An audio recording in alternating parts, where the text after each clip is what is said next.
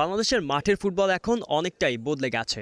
জয়ের স্বাদ দিতে শিখছে, কিন্তু হামজা শমীদদের মতো অরিজিন ফুটবলারদের নিয়ে এতটুকুতেই সন্তুষ্টির ঢেকুর তোলার জো নেই ভালো করেই জানা হেড কোচ থমাস জুলির।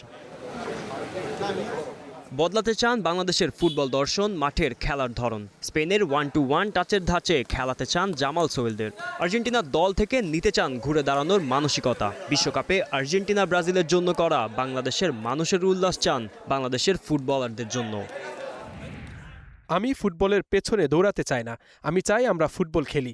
আমরা স্পেনের মতো বলের দখল রাখব, আর্জেন্টিনার মতো একে অপরের জন্য লড়ব, আর শক্তিশালী দলের বিপক্ষে ফ্রান্সের মতো দ্রুত কাউন্টার অ্যাটাক করব। এটাই আমাদের রোডম্যাপ। তবে ডুলি বাস্তবতা ভুলে যাচ্ছেন না। আগামী বিশ্বকাপে নয়, বরং 10, 15 কিংবা 20 বছর পর বাংলাদেশকে বিশ্বকাপের মঞ্চে দেখতে চান তিনি।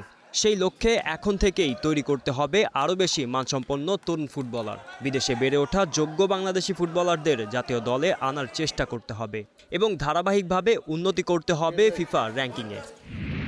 হয়তো আগামী বিশ্বকাপে নয়, হয়তো 10, 15 কিংবা 20 বছর পর, কিন্তু সেটা সম্ভব।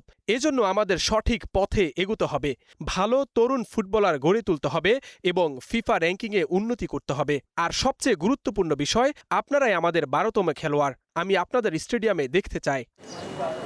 সেপ্টেম্বর ও অক্টোবরের আন্তর্জাতিক সূচি থেকেই বাংলাদেশ দেখাতে শুরু করবে এই বিশ্বকাপ থেকে তারা কতটা শিখেছে। আগামী 4 নভেম্বর সাফ হবে ডুলির সবচেয়ে বড় পরীক্ষা। তার আগেই অবশ্য 2 থেকে 3টি প্রীতি ম্যাচ খেলার সুযোগ পাবেন। বর্তমানে ফিফা পুরুষ ফুটবলের সর্বশেষ র্যাঙ্কিংয়ে বাংলাদেশের অবস্থান 181তম। বিশ্বকাপের স্বপ্ন এখনও অনেক দূরের, কিন্তু থমাস জুলির বিশ্বাস, সঠিক পরিকল্পনা, ধৈর্য আর কোটি সমর্থকের ভালোবাসা থাকলে একদিন বিদেশি দলের পতাকার পাশে বিশ্বকাপের মঞ্চে উঠবে লাল সবুজের পতাকাও। গোলাম মোর্শেদ, স্টার প্লে।